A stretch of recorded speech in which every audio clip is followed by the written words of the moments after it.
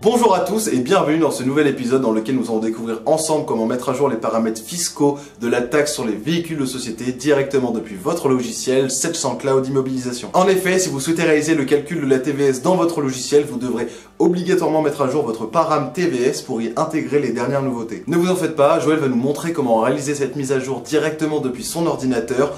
Vous allez voir, il n'y a rien de compliqué. Tout d'abord, dirigez-vous dans la base de connaissances et allez sur la KB 96 351. Vous y retrouverez un résumé et une description des dernières nouveautés concernant la taxe sur les véhicules de société et surtout, vous y retrouverez le param.tvs à jour qu'il vous suffira de télécharger. Une fois le paramétrage téléchargé, allez dans votre application Immobilisation et ouvrez votre société. Puis allez dans le menu Fichier, Paramètres Société. Il vous suffit d'aller dans l'onglet Identification, puis d'aller sur Fichier lié. Sur la ligne Fichier Paramètres TVS, faites un double clic, puis cliquez sur les trois petits points pour aller récupérer le param TVS que vous avez téléchargé. Vous faites Ouvrir, et une fois que vous avez fait Ouvrir, vous cliquez sur le bouton OK pour enregistrer.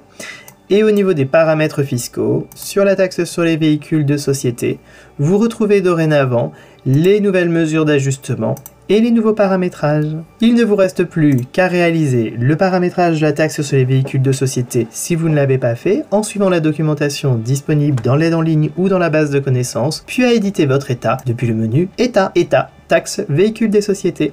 Voilà, j'espère que la mise à jour des paramètres fiscaux de la TVS est maintenant plus claire pour vous. Je vous souhaite une excellente journée. Merci beaucoup Joël pour toutes ces explications, mais surtout merci à vous de nous avoir suivis tout au long de cette vidéo. On espère que cet épisode vous a plu, mais surtout qu'il vous a été utile. Si c'est le cas, n'hésitez surtout pas à nous mettre un like. Je vous laisse nous faire vos retours dans la partie commentaires, juste en bas. Joël vous a parlé de deux documentations existantes par rapport à ce paramétrage. Vous retrouverez les deux liens dans la partie description juste en bas, le premier vers le centre d'aide en ligne et le second vers la base de connaissances. Voilà, on arrive déjà à la fin de cet épisode, mais avant de vous quitter, je tiens à vous rappeler que votre équipe support est présente sur Twitter pour vous communiquer les informations importantes en rapport avec votre solution. C'est pourquoi je vous encourage vraiment à rejoindre notre communauté et à aller suivre le compte Sedge Support FR. Voilà, c'est terminé pour aujourd'hui. On se dit à très vite dans une autre vidéo. D'ici là, prenez soin de vous et n'oubliez pas, restez connectés.